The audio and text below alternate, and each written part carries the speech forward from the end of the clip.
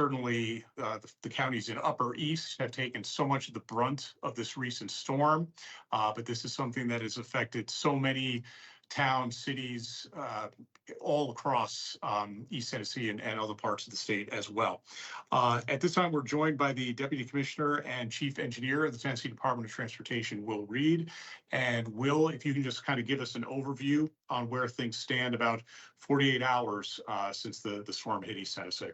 Yeah, absolutely. So first thing, I want to acknowledge the fact that there are ongoing recovery efforts as we speak right now. Our thoughts and prayers are with all the folks impacted by this and all the communities impacted. So I want to make sure that everyone understands that a good bit of the work we're doing right now is assisting local emergency management and first responders in debris removal and recovery efforts.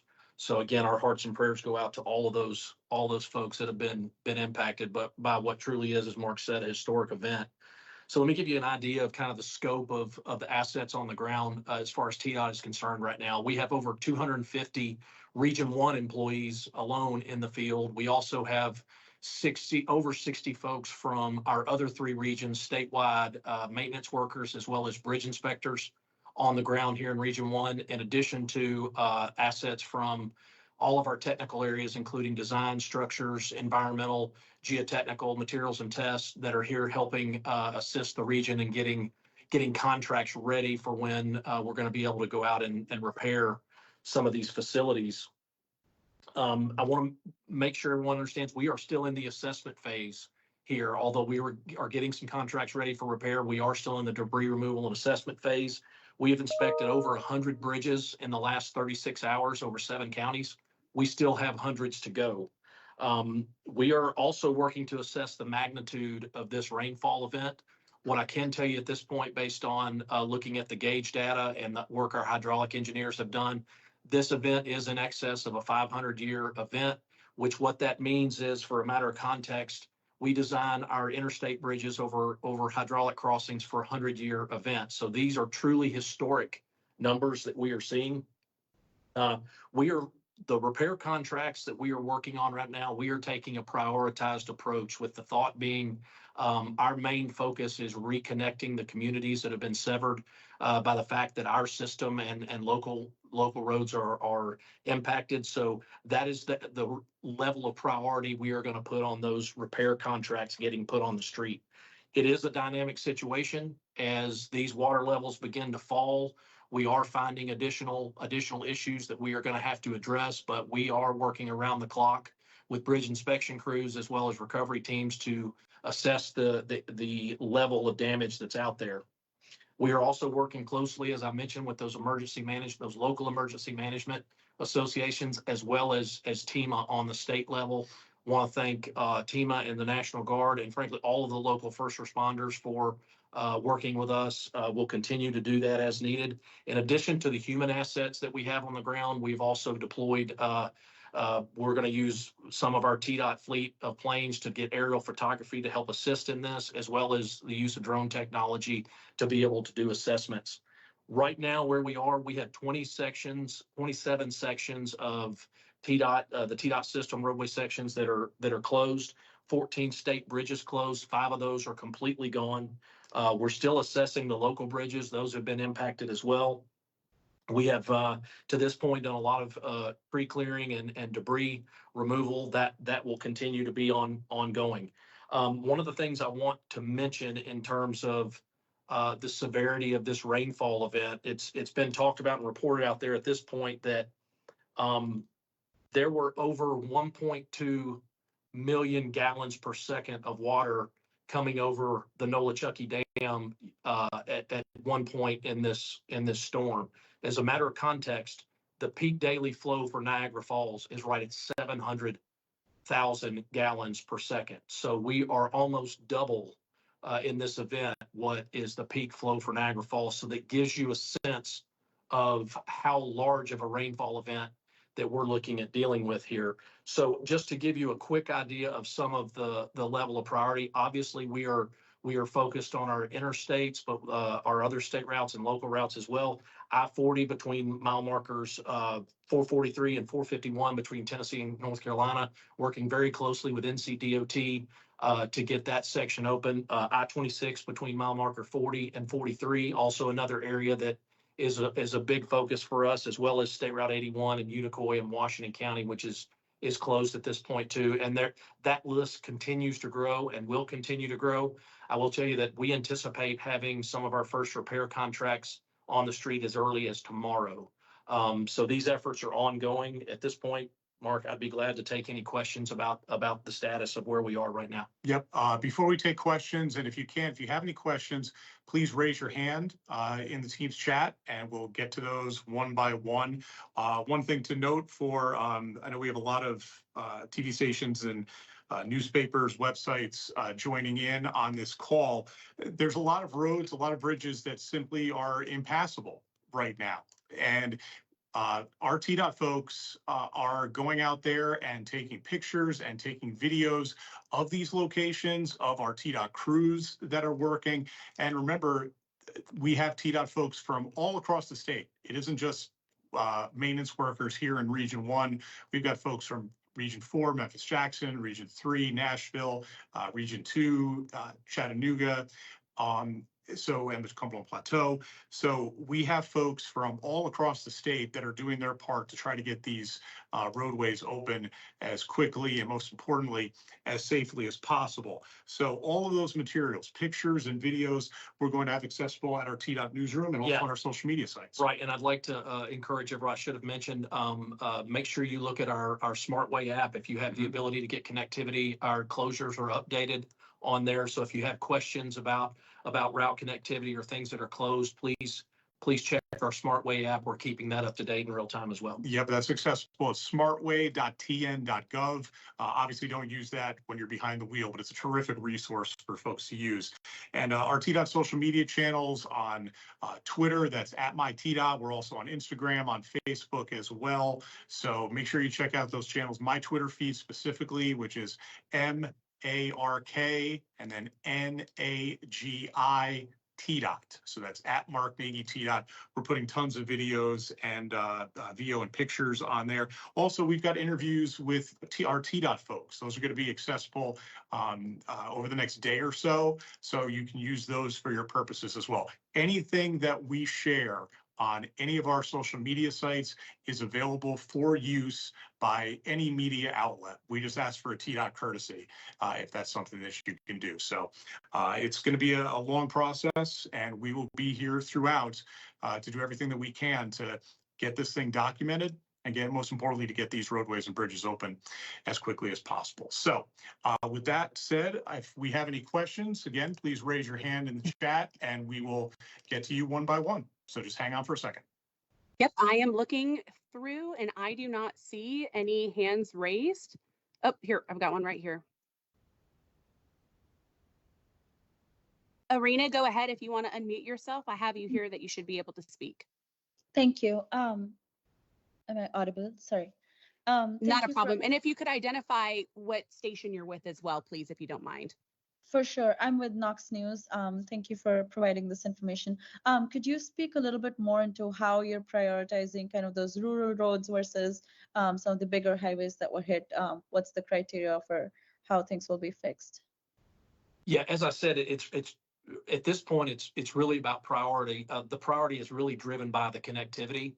We're looking at not just the state system, even though that's our primary responsibility. We are working with those locals to make sure that, you know, if a repair that is required on the interstate is much more involved than one to a local road, we want to be able to get those local roads open so that emergency vehicles, things to support those communities have access to those facilities. So we're taking a holistic approach here to make sure that those communities are not cut off. So it really is a case by case basis. Jay, I see your hand is raised. If you want to go ahead and unmute, I have you ready to go. Jay Quaintons at WJHL. So with I-26 closure, do you have a time frame for reopening it or repairing it? And then, or is there also in the meantime, is there a way to get access maybe around where the closure is until complete repairs can be made? So we do not have a time frame at this point. That is actually what myself and many of our staff are upstairs working on right now, trying to evaluate that the contract limits as far as what we feel like we can get done in a very short period of time. We will have more information about that as it becomes available. But I want to again stress that we are still our main priority right now is on safety and welfare of the public, which means we are putting a lot of resources to inspecting bridges. That we have had a tremendous amount of bridges, both on our system as well as the locals that have been impacted here. And that is the biggest risk area that we are putting a lot of resources to, in addition to clearing debris to help local communities and emergency management associations with recovery efforts. We will have more information as it becomes available on time frame, but I would say these are some significant impacts to these facilities. Our infrastructure has really taken a hit in the East Tennessee area as a result of these floods. Holly, go ahead. I have you ready to go. Hi. So my question, I guess, obviously, repairing things out east. Oh, I'm News Channel 5 Nashville. Sorry. Repairing things out east is going to be the most important priority. Do you guys see anything shifting long term within the state of statewide projects in other areas as resources need to be focused on that emergency situation? I think it's probably too early to say at this point. What I will say is we pride ourselves at TDOT on having a plan when it comes to managing situations like this. A good example of that is starting even before it was Thursday afternoon or Friday, we mobilized our strike force teams, which are groups of maintenance and construction personnel that we have prepared to respond to incidents like this. So we already budget for that type of thing. What you cannot budget and plan for is if rainfall events that are this significant. Will we look at how that impacts in the future? Obviously we will, but that's going to have to be something that's more of a long-term issue. As far as having contracts in place, we are in a good place right now. We have the support of a governor and a deputy governor or commissioner that both believe very strongly in the importance of infrastructure and have put us in a place where we have the tools at our disposal. At this point, though, it's a matter of prioritizing and helping with those recovery efforts and getting in there and doing the groundwork we need to do to get those contracts in place. Kenneth, go ahead.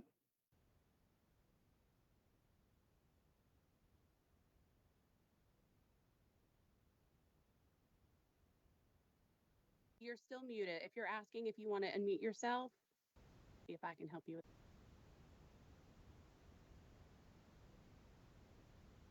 Okay, well, while you're getting situated, I did see another hand. Let me toggle back through here. I'm sorry. Can you hear me now? Yes, we can hear you. Ken Little with the Greenville Sun. Could you address damages specifically in Greene County and primarily bridges? And you had given some figures in terms of overall damages to bridges. I didn't catch those. And could you please re-identify yourself as well? Thank you. Yeah, my name is Will Reed, R-E-I-D. I'm the Deputy Commissioner, Chief Engineer. We can get you some more specifics on Greene County. I have a very long list here of bridges. What I mentioned to you was 14 state bridges on state routes are currently closed. 5 of those are completely gone.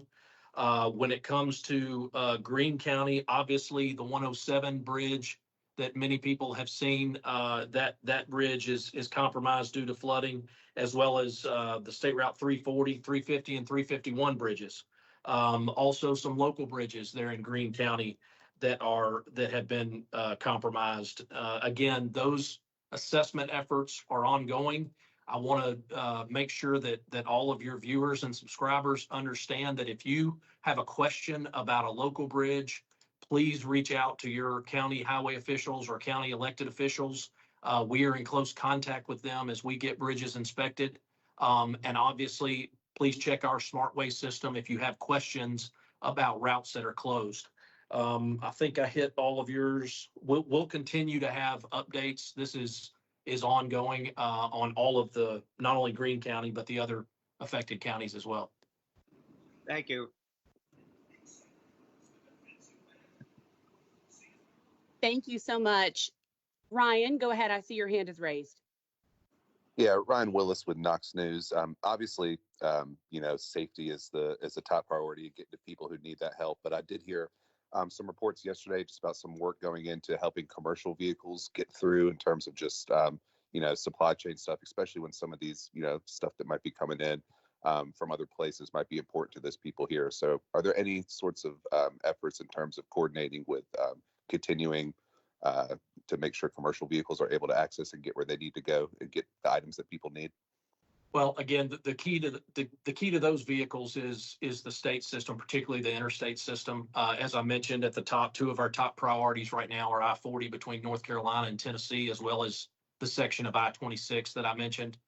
Those interstates and large state routes are key to moving those commercial vehicles. But again, if a repair on an interstate facility is going to take a substantial amount of time, and again, we are triaging that as we speak, and we can get a local road or a smaller state route open quicker to give connectivity, that's the way we're looking at prioritizing. So we truly are in a life safety mode first right now.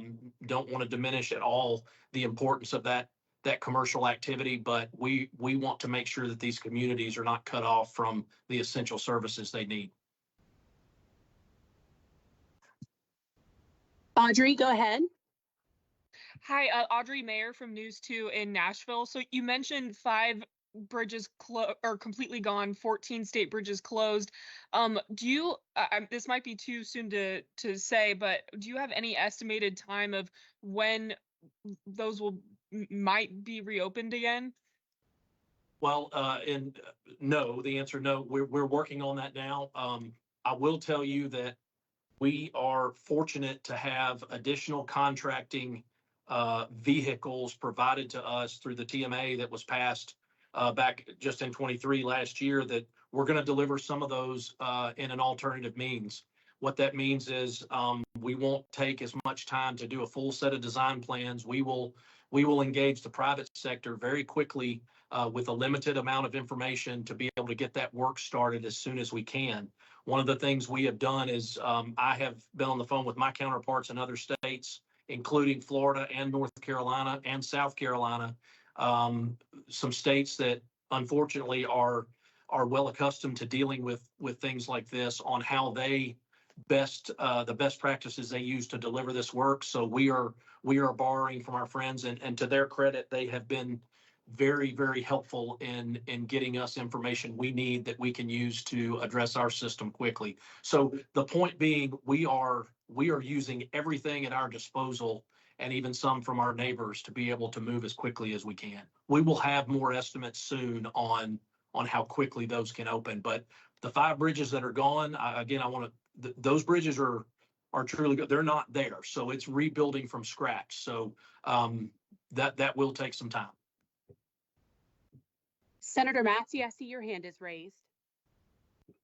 Yes. Hey, Will and everybody, I just wanted to thank you and all the TDOT staff for all the extra work you're doing, how hard you're working to get our infrastructure back up and running.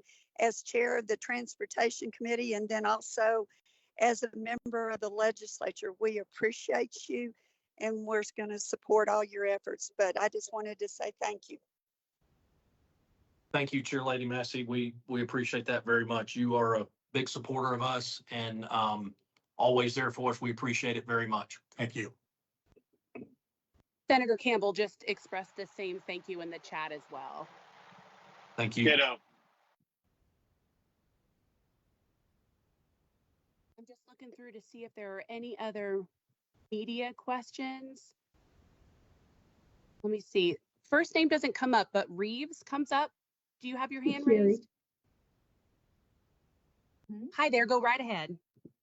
Yes, my name's Sherry Reeves. I'm with Main Street Media in Middle Tennessee. This may seem like a very non-important question with the recovery efforts that you're having still taking place, but fall breaks are coming up. There'll be a lot of tourism and that kind of thing heading towards the Gatlinburg area. Besides the eastern side of that area, what major roadways could be affecting the tourism that would be heading that way so people will know? Yeah, what I would again point you to is our Smart Way system. Anything that I mentioned early on, we've completed 100 inspections in the last 36 hours. We've got hundreds more to go as far as bridge inspections.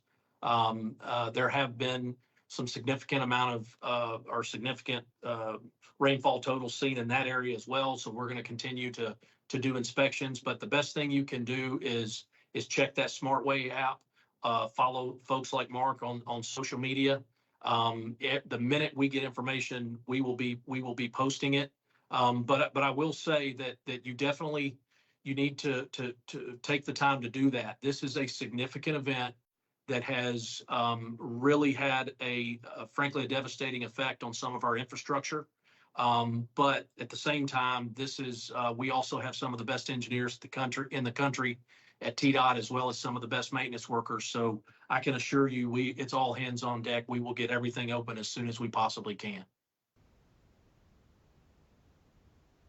I think, oh, Robin, go ahead. I just saw your hand pop up.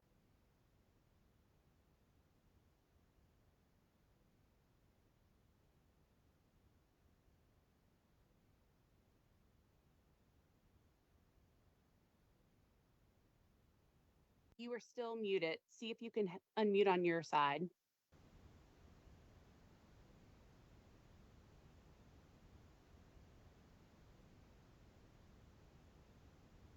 Okay, well, while we're waiting, why don't we go to Senator Campbell? Hey, just thanks, guys. Really, really appreciate everything you're doing. I know this has got to be really tough. I'm sure you're burning the candle on both ends.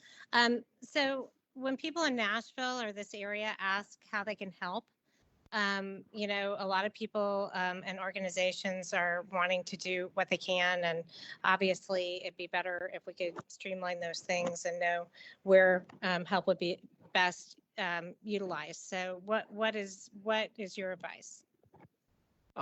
You want to? Well, I mean, I guess the big thing is there's so much misinformation out there. So any resources, I'll just start with saying any resources that folks are looking to donate with, please do your due diligence and make sure that they are credible organizations, because I think that this is the perfect recipe for scams to take place. So that's the main thing, is make sure it's a credible organization. Yeah, and thank you, Senator Campbell. Appreciate your support as well. I would say that, I mentioned them once, but it's worth mentioning again. Director Sheehan and Tima are an excellent team when it comes to coordinating all the necessary resources for events like this. They have been extremely helpful to us and everybody across the state.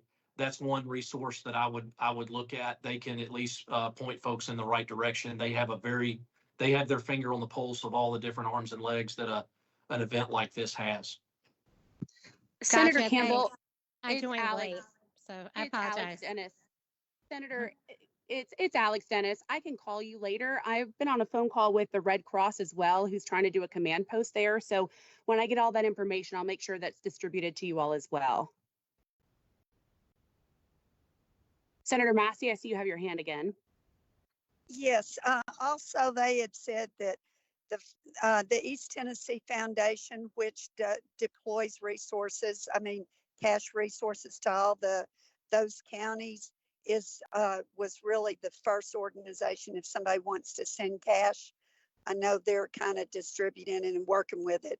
And then I'm sure there's going to be other groups when we'll see other things. But that is a very solid organization that's been around for forever, that does a great job. So I'd highly recommend them, because they were the first ones that Tima recommended. Thank you so much. Robin, I see that you were able to get yourself unmuted. Go ahead and ask your question.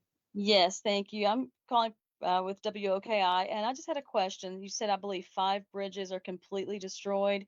what is a general estimate on the time to replace a bridge? And also, what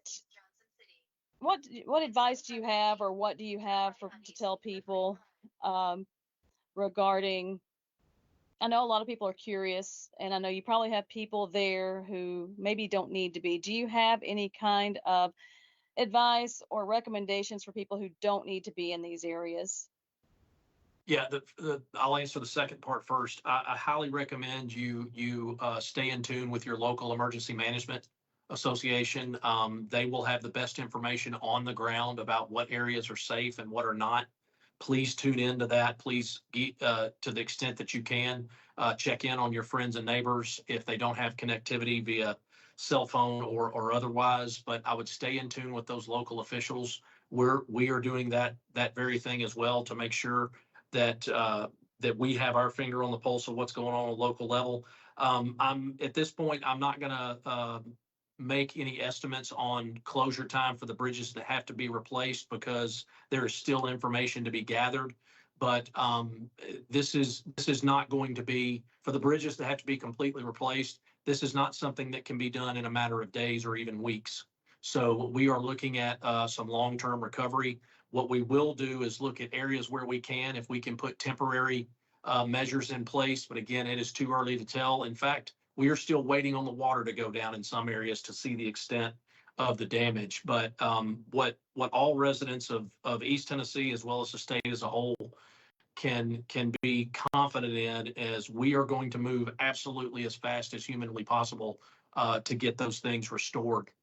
So you can rest assured that's the case. And frankly, our commissioner and governor has given us every resource we've asked for to be able to make that happen. So we're appreciative of that. Thank you. Audrey, I see you have another question. I think if we take one or two more, we'll probably be good because I know you guys have to get back to doing what you're doing. But Audrey, go ahead. Sounds good. Thanks. Audrey from Nashville again. You mentioned scams. Where are you seeing the most of those? Do you have any advice on what to look out for and any common pitfalls people should avoid? Yeah, if anybody who goes on Facebook these days and any of the social media channels, you'll see people doing screen grabs of different things that are obviously untoward. The advice that I would have is kind of what I said before: is make sure that the organizations that you are donating to are credible. American Red Cross, places like that have literally years and years of positive reputations, because it's just so easy for folks, unfortunately, to be fooled. So just do your due diligence and make sure that you're putting your money and your resources to the right folks. All right, all. Thank you so much for joining us. I know, Will and Mark, you have to get back to your cleanup efforts. Again, this is Alex Dennis. I'm in charge of public affairs here. We'll be continuing to send out press releases daily for an update for you, but just a reminder for media, all of that footage and B-roll that is there is for your use with just a credit for TDOT. And if you need anything additional, feel free to email myself or Mark and we'll get it to you. Thanks all for joining us. Thank you for your time. Thank you.